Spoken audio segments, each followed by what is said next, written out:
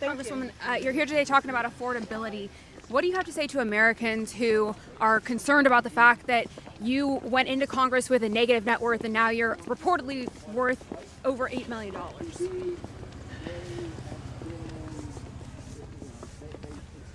No comment? I wish you people would stop reporting fake news. You don't know anything about me and my life. I was raised in a single-parent home. Every single thing my family and I have, we have earned. And you are reporting fake news. Well, and you should be asking, well, do your homework. That's how you get clarity. What should I be asking? You should do your homework, and that's how you get clarity, okay? Welcome back to the show, folks. Yes, it must be nice to be a we should all just run for politics, you know? Or for office, rather. I should run for office. That would be cool to be worth $8 million. Well, as you can see, that was Democrat Representative Anna Presley questioned about her network going from $0 to $8 million since entering Congress. So that's nice. Love to see it. Love to see that that's where our taxpayer money is going to. Corruption abounds. And again, it's in these circles. So some people are born into these circles. Others, well, I was about to say work their way into the circles, but considering, what she looks like, I'm going to wager a wild guess and say that maybe she didn't quite earn that. Maybe was that a little bit of a hand up, little help because of who she is? Some people get those privileges. Don't get excited. Not you. Not you. If you are a heritage American, no privileges for you. But if you're not that, then welcome aboard. Join the circle.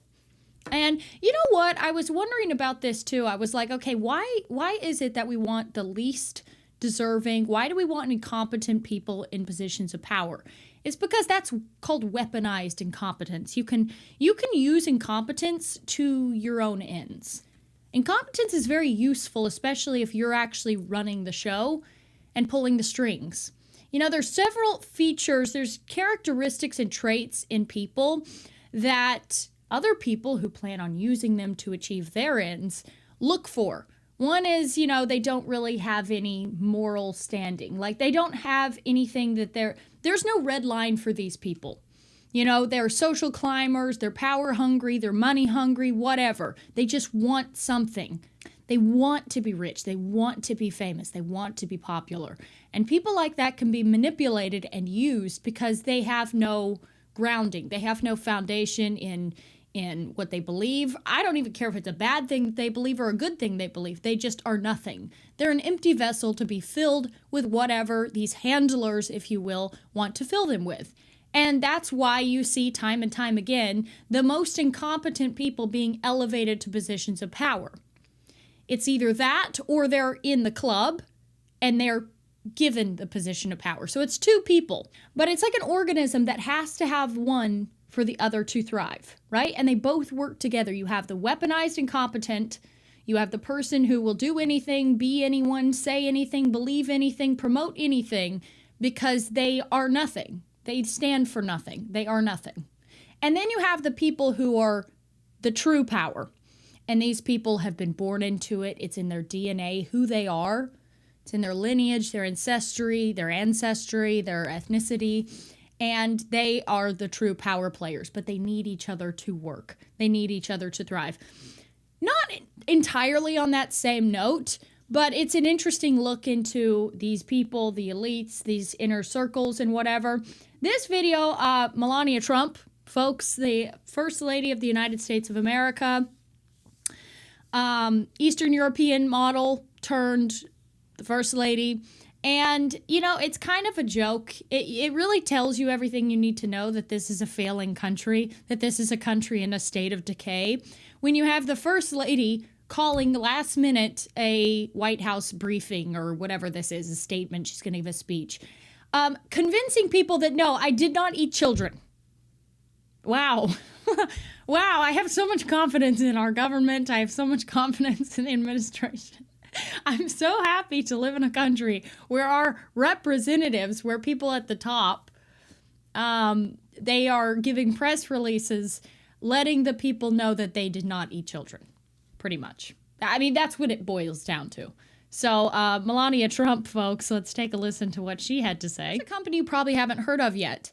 But what's happening in the last 4 weeks is worth paying attention to. Saga Metals trading as SAGMF in the US and Saga in Canada. They're operating up in Labrador and they just completed a drill program with a 100% success rate across all 36 holes, which is pretty rare in early stage exploration. But it gets more interesting. They also picked up a new titanium asset in the same district as the largest titanium mine in the world, and they secured it from under Rio Tinto, one of the biggest mining companies globally. So when a company that size is circling the same ground, that usually tells you there's something there. Now zoom out for a second. This isn't just about one company, it's about a much bigger shift. There's a growing push to build more reliable domestic supply chains for critical materials like titanium, which is used in aerospace, infrastructure, and advanced manufacturing. And with billions now being directed towards securing those resources, companies positioned in the right place at the right time tend to get a lot more attention. That's where Saga comes in. They're actively expanding in a region that could turn into a major North American titanium district. This is definitely one I'm watching closely, and if you want to learn more, check out the link in the description, and a huge thanks to Saga Metals for sponsoring today's video. Good afternoon. The lies linking me with the disgraceful Jeffrey Epstein need to end today. The individuals lying about me are devoid of ethical standards, humility. Okay, it's a little rich for a person in the administration, for a person in government. I know she's not like an elected official, but she's in the group. She's in the club. It's a little rich to be lecturing the American people about lying when all the government does is lie to us, okay? They've been lying blatantly about this war. Just completely blatantly. They lie all the time. They lie on the weekend right before the stock markets open so that to assure the market so they don't crash. And then they lie again and they do the things they intend to do during the weekend. When Monday rolls around, they lie again to make sure that the markets don't crash so these people don't lose money, okay? It's not a coincidence that Trump says, we're leaving, we've come to a peace agreement right before Monday, and then goes right back into it on the weekend. And all these things always happen on the weekend. No, that's not so you have a front row seat to the show. That's all for the markets. It's stock manipulation. And, so again, that's just one aspect of the lying. So many things they've lied about, like the thing that went in your arm. I didn't take, obviously, and anyone with a brain didn't take. But all these people do is lie. But let's have a person in government tell us not to lie and that you should be ashamed of yourself for lying. And respect. I do not object to their ignorance, but rather I reject their mean-spirited attempts to defame my reputation. I never been friends with Epstein. Donald and I were invited to the same parties as Epstein from time to time, since overlapping in social circles is common in New York. And again, very fair point, but this should just open your eyes how it actually works, okay?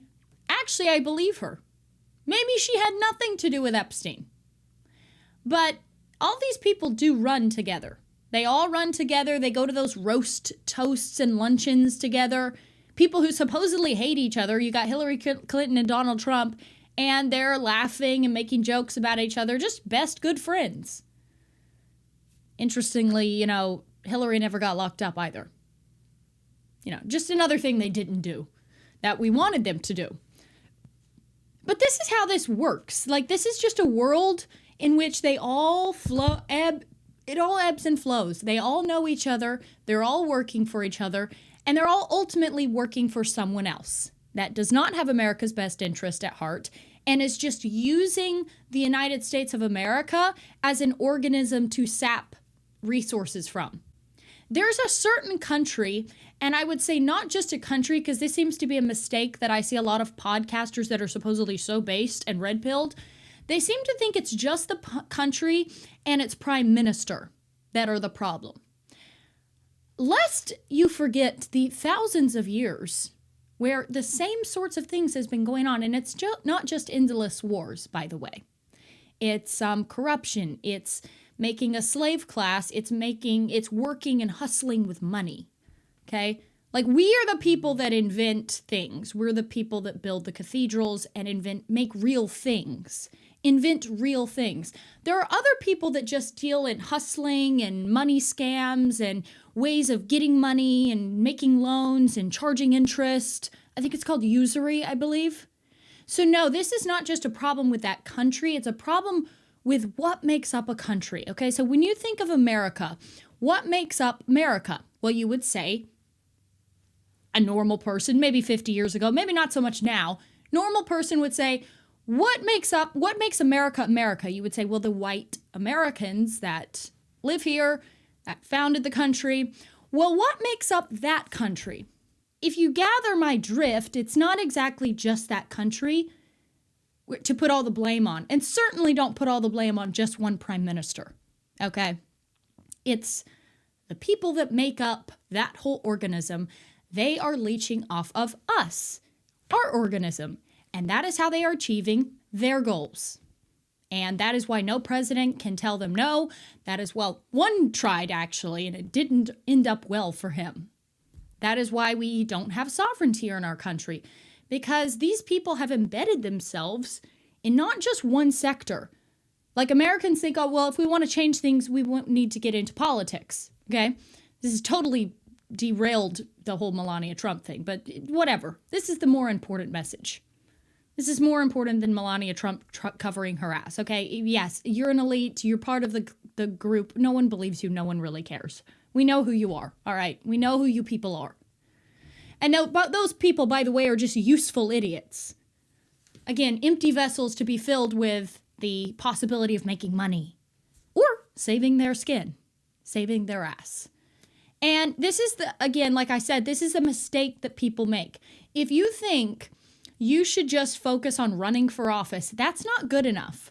Real power is when you control every institution, education, entertainment, propaganda, banking, big one for certain people. You know, some people's eyes really light up when they see money. Certain people. I think we can all figure who that is. You have to have control of every major institution, and you have to have a lot of money and power. Because then if a president is like, you know what, I'm done with that. We're going to drain the swamp. It never happened, by the way. Wasn't that like one of the cliches of the MAGA movement, I thought, was draining the swamp? When did that happen? Oh yeah, because you'd be in jail. Really? Well, why is she still not in jail, huh? What's going on with that? So that's why a president actually has no power, because it's not as simple as just, well, we won't take your donation money. Well, these bad politicians, we're going to get them out. Yeah, because how are you going to fight every institution in America? And then how are you going to fight the forces that have been tailing you and following you around and know your location to a T and feel safe to do anything? Like, you would literally have to burrow yourself into the earth and never come out if you were, going to actually do something. And then how do you trust the people around you? How do you know that they're not working for said people? So it's a pretty scary situation. And I've been talking to a lot of different people. I was talking to someone in Europe recently who holds an elected position. And basically, everyone around the globe is hoping that we fall, hoping that America collapses, because they think then the world will be devoid of some of its problems, because we've been the lifeblood of the group who, let's say, doesn't have the world's best interest at heart. So people are actually kind of rooting for our downfall, and they see it as imminent. So that's just how it is. Like it or not, that's how it is. America is falling. Other groups, other entities are forming. Other currencies are forming. Everything is like on a thin thread where it can be stable and you can be the top economy in the world. And then with one little shift, that all changes and everything just falls apart. And the elected officials, they are being held in a chokehold because they can't do what it would take to regain sovereignty in our country.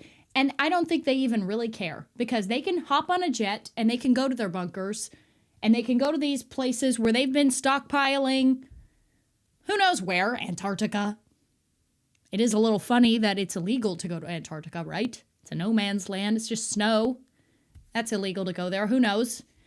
Needless to say, these people have an escape path. These people have an off-ramp. We don't. So honestly, at this point, I mean, what are we supposed to do? I would say be patient. Bide your time. What is the Bible verse? Be gentle as doves, but wise as serpents. Do not act rashly. Don't do anything stupid, because they want you to do that because they will make an example of you. So the important thing to keep in mind is keep your values in mind. Know who you are, know what you want America to look like, know what the goal is. For me, I want America to be a sovereign nation again, and I want it to rebuild. I want America to manufacture things again. I don't want our economy to be completely driven by AI, because that means no one has a job. California has like the fourth strongest economy in the world? California, just the state of California. And have you been to California? I've been to Santa Monica, Los Angeles. It was disgusting. Homeless people in abundance. And that's because there are 5 major like tech AI industries based in California, and they hire like 10 people each because the AI then runs everything. And those companies are worth billions and billions of dollars. So that's basically what the American economy runs on at this point. We don't make anything. We don't do anything. We import everything. And it's all run on these AI companies. So very fragile economy right there. So I would just say to any of you, again, know what you want. I want industry. I want sovereignty. That's the main thing. I want sovereignty at this point. And I would just buckle up, because bad times are going to come. Prepare for that, mentally prepare for that, whatever you have to do. Just know that bad times are around the corner and they are going to come. And it's better if you are prepared, ideally not in a city. Run to the hills. That's always been the trope, right? So I don't know. It's just not looking good. And when you talk to people, you either have people cheering for America's downfall, because if you actually look into it, I hate to say it, it's not us, it's not the people, we're different from the government, but it's what our government has been doing in all these places. So we don't have a lot of friends. No one is going to come bail us out. We bail one group out all the time, but we never get bailed out, and we don't have bunkers to run to. So if you can, I would say just get prepared and toughen up a little bit, because you don't know what's going to happen. We honestly don't know what's going to happen. And our economy is being run into the ground. Our country is being destroyed and changed ethnically. So there's not a lot of hope for America. I don't know what the plan is. Do you go to another country? Do you stay here? Whatever. The point is that these people have a parachute and you don't. So I would start making a parachute right now. Sorry to be too doom and gloom, but I'm not going to lie and just be like, everything's great. We're totally winning this war. It's totally benefiting us. There's nothing wrong with even considering instating a draft. Nothing wrong with that. Nothing wrong. That should actually be cause for celebration, right? Let's pop some champagne for that. Yes. Let's draft. And then we'll leave the women and children home alone, as we've also let in criminals now. So the women and children that will be left after the men are all taken away to war, well, they'll be left to deal with the ravaging populations that are going to take your stuff. This is always how it happens. And look at every war, any battle, after defeat, after the men are all killed, what happens? It's not great. But we can do what we can. You can try to go out, especially if you're a young guy. That's the white pill in all this, is that the young men in particular, are waking up, and they don't really care about all the counter messaging that they're getting. They don't care that you have podcasters saying, hey, it's not a big deal. Actually, calm down. Everything's fine. It's very simple, actually. And they're not listening to that. And I think they've finally identified who the real enemy is. And I'll give you a hint. It's not just a country and it's not just a prime minister.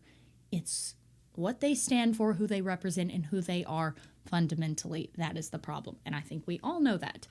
But anyway, that's the show. Hope you enjoyed it. And I will see you in the next one.